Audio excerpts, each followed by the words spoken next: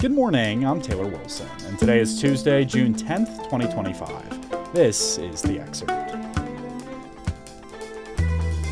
Today, the latest from Los Angeles as Marines move in, plus what's next for the Department of Government Efficiency, and we remember Sly Stone. The Trump administration yesterday ordered hundreds of U.S. Marines into Los Angeles to assist the National Guard. A tense standoff between California and the federal government continues. California sued the Trump administration to block deployment of the National Guard and the Marines yesterday, arguing that it violates federal law and state sovereignty. Secretary of Defense Pete Hegseth said the Marines are being sent due to increased threats to federal law enforcement officers and federal buildings. President Trump yesterday said folks causing problems in Los Angeles should be jailed. The people that are causing the problem are professional agitators, they're insurrectionists, they're bad people, they should be in jail. Protesters have taken to the streets over ICE detentions and other immigration policies they oppose. Protests have resulted in a few dozen arrests and property damage. For more on what things are like this week in Los Angeles, I rang up USA Today national correspondent Trevor Hughes. Trevor, thanks as always for joining me. Absolutely. So you're there in Los Angeles. Just set the scene for us here. What has the mood been like around the city? The president and the White House have really been making a big deal about the protests and the unrest, and I've seen it myself. There have been car fires and pepper spray and tear gas. But the reality is Los Angeles is a very large area, and these protests have so far been limited to very, very small areas. So the reality is most people are going about their day. As for who you've spoken with, let's start with some of the protesters. What do they say they have been functionally protesting, and how has their experience been, Trevor, over the last few days? There is this sort of really deep frustration that people have here in California over the president's immigration agenda. You know, California is a very liberal place compared to most of the rest of the country, and the president swept into office with promises of major deportation efforts. People here are very, very opposed to that. And so some of the riots that we've seen, some of the protests we've seen have really been sparked by community members trying to stop ICE agents from detaining people or taking them away into these detention centers. Have you had chats with ICE agents or anyone kind of on that side of the coin? No, the federal agents on the ground here have not been talking to reporters. You know, we've heard from the leadership about their goals, and we've heard a lot from the president about his concerns. The president has really characterized what's been going on here as very violent, as very dangerous, sort of out of control, and he's promising to sort of bring order back.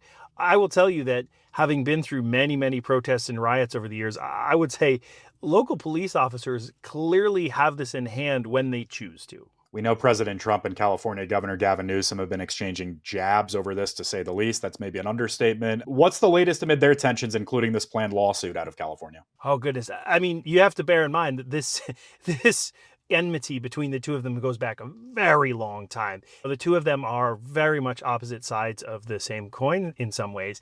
And this lawsuit where the governor has sued the president over the deployment of the National Guard over his objections is just sort of like ratcheting up the tension. And of course, the president has said that he would consider arresting the governor.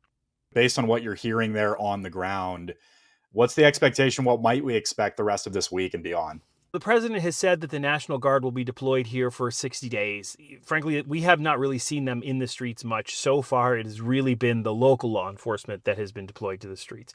But I will say, you know, talking to folks, a lot of young people are very frustrated, are very angry, and just want to sort of show that in a powerful, strong way. And I was talking to one guy earlier. He's like, we don't have guns. We have prayers and feathers. We're not the side with guns and pepper balls and tear gas. But he said there are young people who want to fight with the police, and he said he can understand why they would feel that way. Trevor Hughes is a national correspondent with USA Today, joining us from Los Angeles. Thanks, Trevor. Absolutely. That last person Trevor mentioned was Jose Bear Gallegos, a retired teacher. He said authorities were looking for a reaction from protesters in recent days. It got a little crazy on Saturday, but not on our part. Every time we got a little close, they sprayed us. While cars have been set on fire this week, tear gas has been released, and the National Guard and Marines have now been deployed. Some local Angelenos told Trevor that things have not been necessarily out of control. Folks like Los Angeles pastor and retired teacher Ira Long. It's never been totally out of control. It has its challenges, its issues. As a teacher for LA Unified for 37 years, I know that There's challenges in our community, but I also know that there are amazing and fantastic families who come here and make the city a great place to live. Protests were seen in at least 9 other U.S. cities yesterday, according to local news outlets. You can stay with the latest on usatoday.com. Health Secretary Robert F. Kennedy Jr. has fired all 17 members of a committee that advises the federal government on vaccine safety and will replace them with new members. At issue is the Advisory Committee for Immunization Practices, which makes recommendations on the safety, efficacy, and clinical need of vaccines to the CDC. It comprises medical and public health experts who develop recommendations on the use of vaccines in the civilian population of the country. In announcing the move, Kennedy said it was about prioritizing the restoration of public trust above any specific pro- or anti-vaccine agenda. Kennedy himself has a history of controversial vaccine stances. Earlier this year, Republican Senator Bill Cassidy, the chair of the Senate Committee on Health, Education, Labor, and Pensions, said Kennedy had promised to maintain the advisory committee's current composition. The Biden administration appointed all 17 sitting committee members, with 13 of them taking their seats last year. What's next for the Department of Government Efficiency after the collapse of the Trump-Musk alliance? I spoke with USA Today White House correspondent Joey Garrison for more. Hey there, Joey. Hey, Taylor. Thanks for having me on. Thanks for hopping on, Joey. So, President Trump says Doge will keep going without Elon Musk.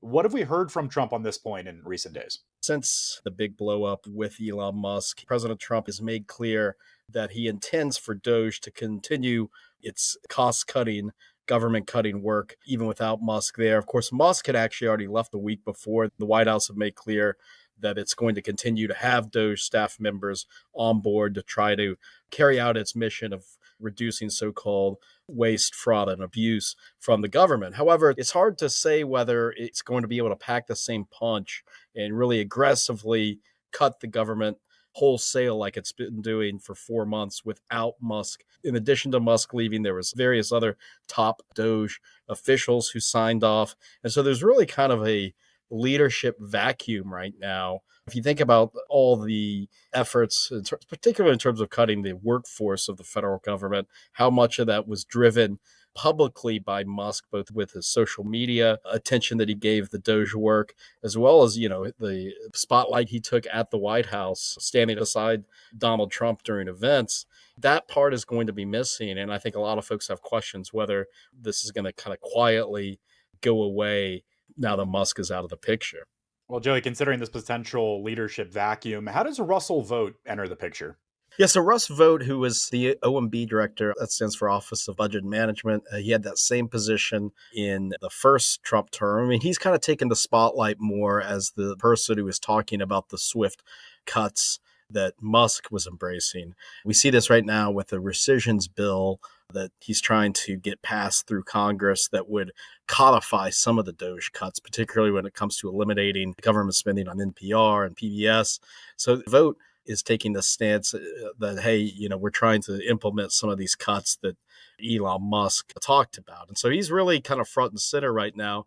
And what you got to remember about Vought is he doesn't sound too much different than Musk. I mean, when you see what he wrote with Project 2025, he talks about breaking the federal bureaucracy so that the executive branch, the president, has the full power across the federal government and not these independent agencies. Of course, where Musk, though, really embraced this very public role, Vought works more behind the scenes, somebody who has a lot more relationships with Congress than Elon Musk. So there's a lot of differences there.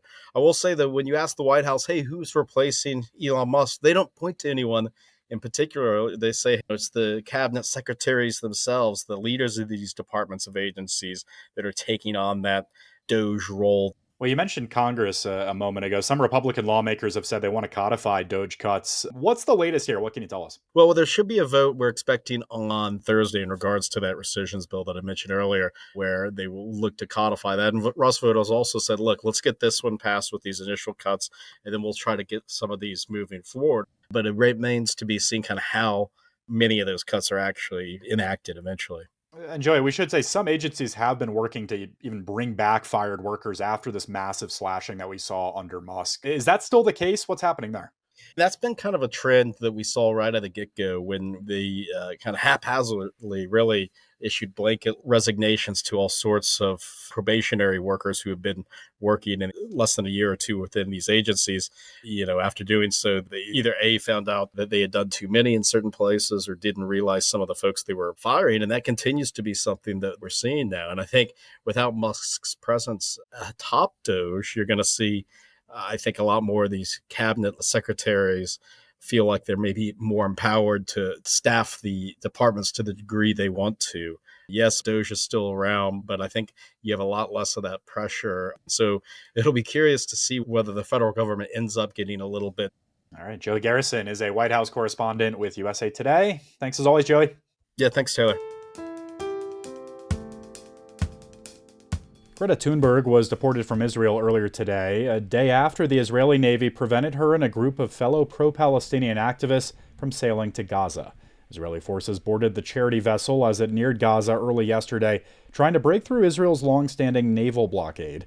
The activists have been carrying a small cargo of humanitarian aid, including rice and baby formula, and said they wanted to raise international awareness about the humanitarian crisis in Gaza. Israel's foreign ministry said that the tiny amount of aid on the boat that was, as they put it, not consumed by the celebrities will be transferred to Gaza through, quote, real humanitarian channels. Israel has imposed a naval blockade on Gaza since Hamas took control of the enclave in 2007. Israel says it aims to stop weapons from reaching Hamas. In March, Israel imposed a total blockade of all supplies reaching Gaza, which the UN says has pushed the population to the brink of famine. In recent weeks, Israel has allowed limited food supplies to be distributed by a new Israeli-backed group.